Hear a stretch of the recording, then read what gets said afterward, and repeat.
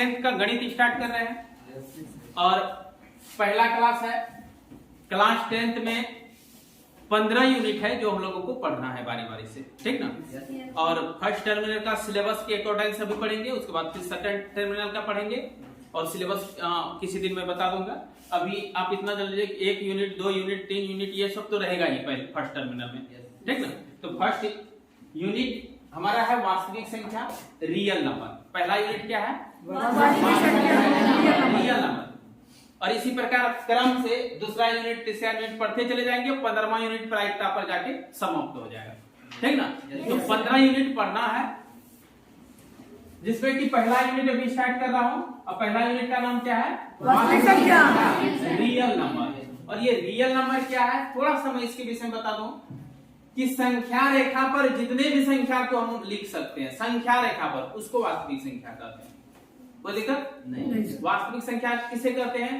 तो वे संख्या जिसको हम संख्या रेखा पर प्रदर्शित करते हैं, या संख्या रेखा पर के सभी संख्या को वास्तविक संख्या कहते हैं। कोई दिक्कत? अब ये संख्या रेखा क्या होता है? तो यदि किसी रेखा पर संख्या डिनोट्स कर दे 0 1 2, इधर -1 -2 -3, ये चलते रहता है। अब इधर भी चलेगा बहुत, इधर भी चलेगा अंत तक ना। तो इसके बीच में भी है 1.1 1.2, इधर होगा -1.1 -2.1 2.3, तो दशमलव वाला सब भी है। तो रूट वाला भी है, √2 √3 भी दशमलव है ना है। तो जितने भी संख्या है परिमेय अपरिमेय सभी को क्या बोलते हैं? वास्तविक संख्या। शॉर्ट में डेफिनेशन बना सकते हैं, सभी परिमेय संख्या एवं अपरिमेय संख्या के समूह को वास्तविक संख्या कहते हैं। कई सर सब परिमेय संख्या सब अपरिमेय संख्या सब सबको वास्तविक संख्या करें, तो फिर बाकी अवास्तविक संख्या क्या है? वही होता है ना कि जब सबको वास्तविक संख्या करें, संख्या रेखा तो दशमलव वाला भी आता है, भिन्न वाला भी आता है, रूट वाला भी आता है, और सबको वास्तविक संख्या करें, तब इसका डेफिनेशन बनाने से क्या क्या जरूरत है? तो एक इमेजिनरी नंबर आता है अवास्तविक संख्या, वो आपको इंटर क्लास से शुरू होगा, यहाँ अंडर मैट्रिक में जरूरत नहीं है। रूट के अंदर में अगर निगेटिव संख्या आ जाए, जैसे कि 4 का वर्गमूल कितना होता है? 2 होता है, +-2 होता है। लेकिन अंडर में -4 हो जाए तो इसका क्या होगा? नहीं, -4 का वर्गमूल 2 नहीं होगा, एकदम नहीं होगा। वर्गमूल आप समझिए पहले। इसके बाद हम क्या लिखेंगे? 2 गुना 2, ये ना। तो ये 2 पर स्क्वायर हुआ, रूट हुआ, ये 2 पर स्क्वायर और हाफ, ये खत्म हुआ, अर्थात 2 बच गया, बचा ना। इस प्रकार 2 कर दिए। और -2 क्यों लिए? प्लस माइनस दोनों है। -2 इसलिए लिए, रुको इसको बता रहे हैं, -2 क्यों लिए? तो हम 4 के बदले में ये भी तो लिख सकते थे, -2 गुना -2। नहीं सकते क्या? ये भी माइनस प्लस 2 में 4 हो जाएगा। तथा हम -2 का भी स्क्वायर कर सकते थे, कर सकते हैं नहीं? -2 पर स्क्वायर, और ये रूट जब घात में बदलता है क्या होता है? 2 रूट का घात, रूट जो है हाफ घात को ही रूट कहते हैं, ठीक ना। हाफ घात को क्या बोलते हैं? तो रूट को घात में बदल दी। अब ये 2 कट गया, अर्थात क्या बचा? -2 बचा। तो इस प्रकार 4 का वर्गमूल कितना आ गया? 2 +2 तो हम डायरेक्ट 4 का वर्गमूल +-2 कर सकते हैं। Yes sir. अब आते हैं हम -4 पर। -4 अगर है, इसको हम लिख सकते हैं -2 गुना -2, लिख सकते हैं? Yes sir. नहीं लिख सकते। क्या माइनस प्लस प्लस हो जाएगा। तब क्या कीजिएगा? एक प्लस एक प्लस एक माइनस में लेते हैं, ले लिए, कोई दिक्कत नहीं। तब स्क्वायर आपका बनेगा। अब स्क्वायर बनाने के लिए -2 पर स्क्वायर आप लिखिएगा +2 पर, एक -2 है एक +2 है, स्क्वायर बनेगा? नहीं बनेगा, नहीं बनेगा। इसलिए माइनस वाला संख्या का वर्गमूल नहीं होता है। और रूट के अंदर माइनस में कोई संख्या हो तो उसको अवास्तविक संख्या कहते हैं। क्या कहते हैं? अवास्तविक संख्या, इमेजिनरी नंबर इसको बोलते हैं, ठीक ना। बाकी इसका डिटेल आप इंटर में पढ़ेंगे, और आईसी में फिजिक्स में मैं भी पढ़ाता हूँ, लेकिन अभी आपको आईएससी का नहीं पढ़ा रहा हूँ, ठीक ना। शेष आगे इसका कहानी नहीं सुनेगा, नहीं टाइम आपको वेस्ट होगा। अब आते हैं यहाँ, तो संख्या रेखा की सभी संख्या को क्या कहते हैं? वास्तविक संख्या। यानी सभी परिमेय संख्या और अपरिमेय संख्या क्या कहते हैं? वास्तविक संख्या। ये डेफिनेशन आप जान के आप लिख लीजिएगा, ठीक ना। Yes sir. इस यूनिट को चालू करने के पहले सबसे पहले मैं छठा, 5वां, 4था क्लास में जो आप भागफल सीखे उसको मैं याद दिलाना चाहता हूँ। आज नौटंकी क्लास होगा और ये बहुत मार्मिक क्लास होगा, बड़ी मजेदार क्लास है। हालांकि 10th क्लास में इसका ताल्लुक है, लेकिन 10th क्लास में ये ही नहीं पूछेगा जो मैं बता रहा हूँ। ये केवल आपको समझने के लिए मैं बता रहा हूँ। यहां दे दिया मैं 17, इसको 3 से भाग देना है। 17 को किससे भाग देना है? 3 से। 3 से। 17 को किससे भाग देना है? 3 से। कौन कौन भाग दे सकते हैं? आप लोग दे सकते हैं भाग? आप लोग दे सकते हैं, मुझे विश्वास है, लेकिन मैं भी दे नहीं जानता और मैं बता भाग दे रहा हूं। देखना 3 तिया 3 चौके बाद 3 चौके 3 चौके 12 घट के कितना बच गया? 5 17 3 छाके 18 घट के बच गया कितना? -1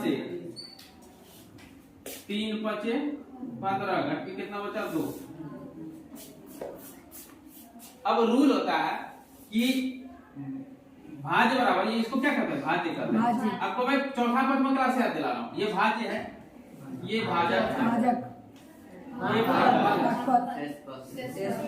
ये शेषफल।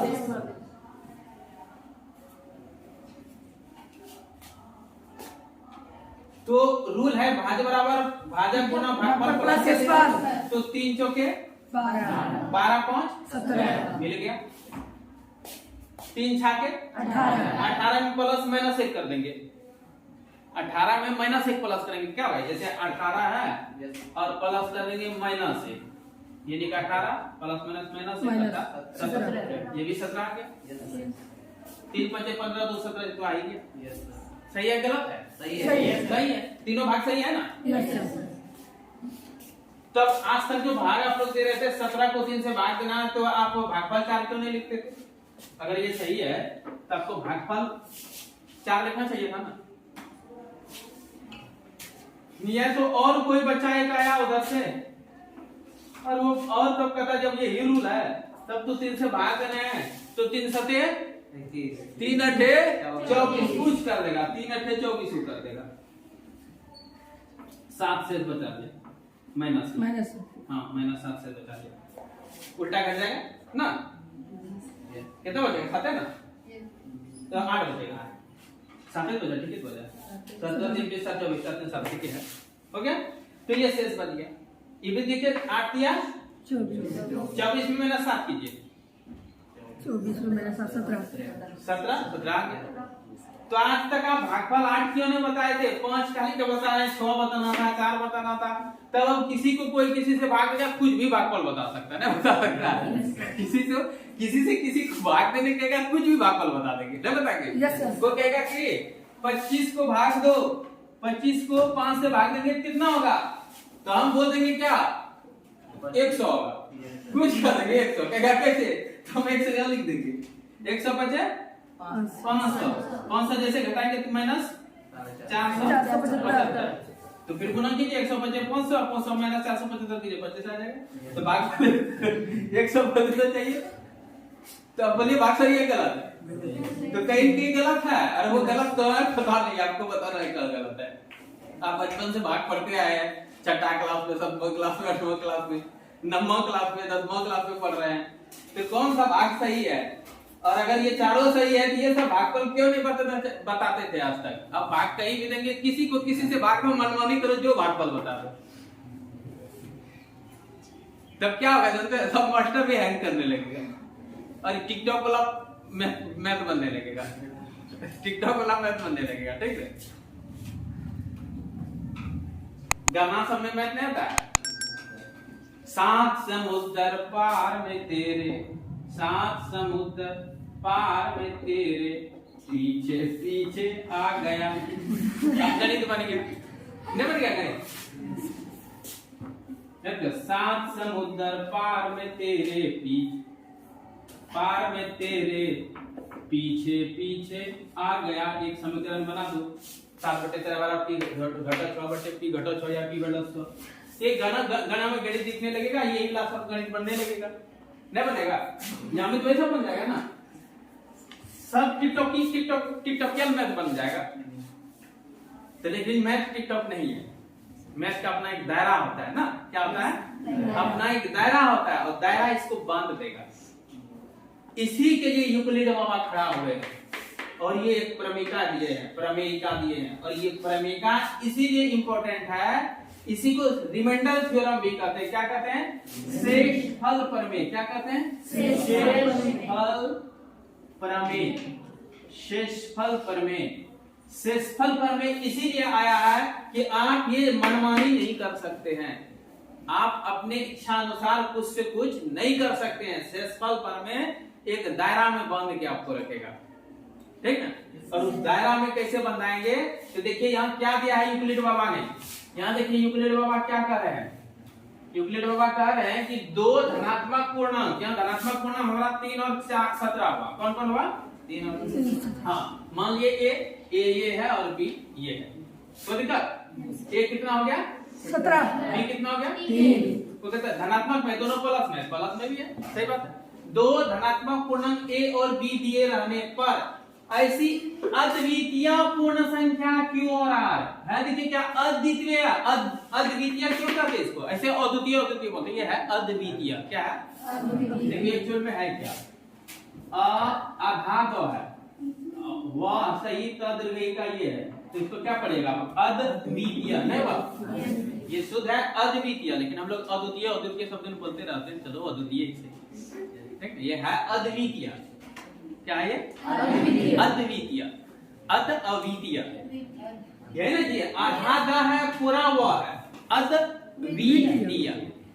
चलो, तो अद्वितीय पूर्ण मतलब होता है दो संख्या ही मात्र होगा दुनिया में। आप अपने मन से कुछ नहीं निकाल सकते हैं। ये क्यू मन से क्वोशंट, आर में से रिमाइंडर। क्वोशंट किसको कहते हैं? भागफल को। इसको क्या कहते हैं? Q U O T I E N T, quotient. और इसको कहते हैं रिमाइंडर। इसको क्या कहते हैं? Reminder. I M A I N D E R, reminder. Reminder मतलब शेषफल, क्वोशंट मतलब भागफल। तो कहता है अद्वितीय पूर्ण संख्या क्वोशंट और रिमाइंडर विद्यमान होगा। अद्वितीय मतलब दो एक होगा, उसके जैसा कोई नहीं होगा। क्वोशंट भी एक होगा और रिमाइंडर भी एक होगा। और आप 10 तो नहीं निकाल सकते। जैसे हम लोग यहाँ 3 निकाल दिए, 4 निकाल दिए, नहीं निकाल दिए। देखते हैं 17 को 3 से भाग दिया, 4 निकाल दिए, यहाँ 5, यहाँ 6, यहाँ -1, यहाँ कुछ भी देंगे। 3 8 24, 3 9 27, 9 कर देंगे, यहाँ 27 कर देंगे। तो जो भी निकलेगा यहाँ 10 निकाल देंगे, शेष -10। तो कहता है ये नहीं होगा, बल्कि अद्वितीय पूर्ण संख्या होगा। मतलब कि एक ही तो अद्वितीय में उसके जैसा दूसरा कोई अब नहीं निकलेगा। अद्वितीय में एक ही मात्र, अद्वितीय मींस तो कहता है अद्वितीय पूर्ण संख्या क्यों और आर होगा विद्यमान। माने एक ही तो क्यों आएगा, एक ही आ रहेगा। अगर दो संख्या ए बी रहे और आप भाग दें, तो भाग देने के बाद वो क्वोशंट और रिमाइंडर जो आएगा वो मात्र दुनिया में एक ही एक आ सकता है, उसके अतिरिक्त कुछ नहीं आएगा, नया कुछ नहीं आ सकता है।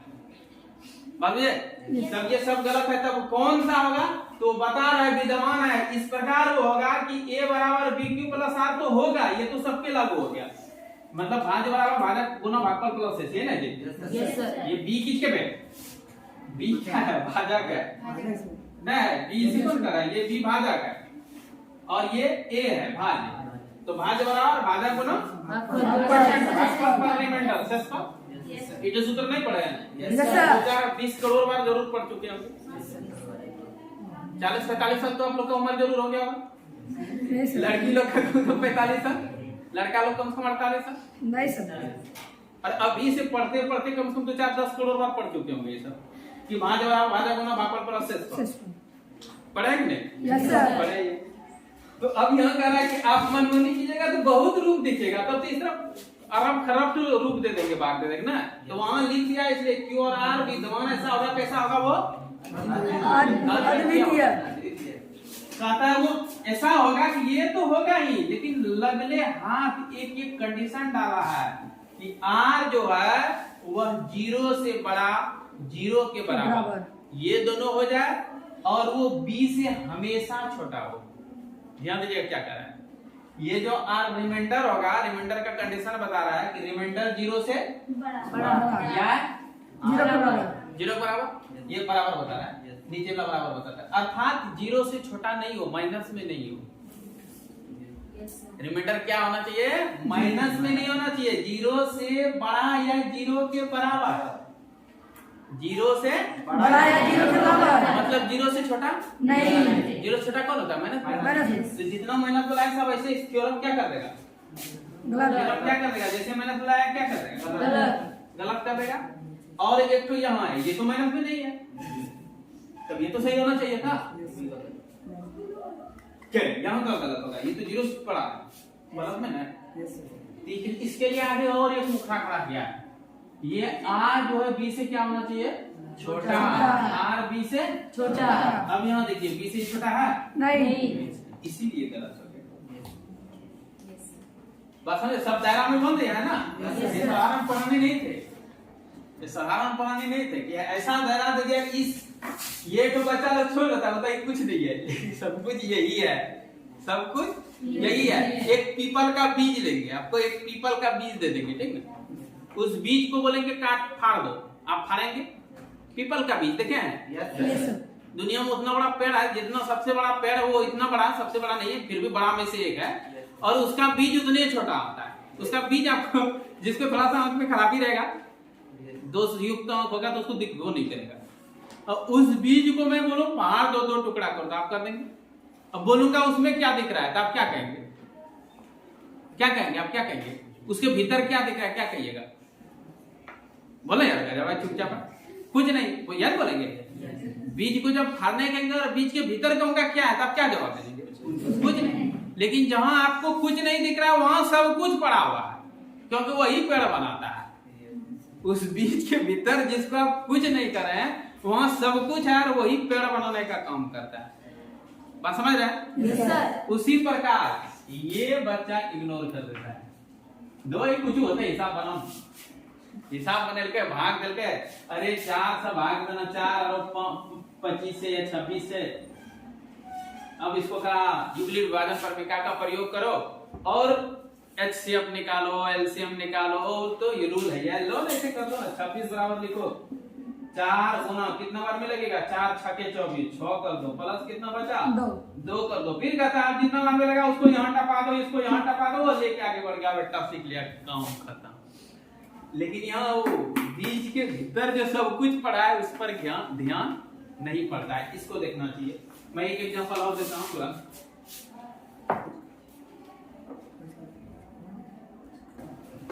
देखिए एक एग्जांपल फिर मैं ले लिया। 32 को किससे भाग देना है? 6 से।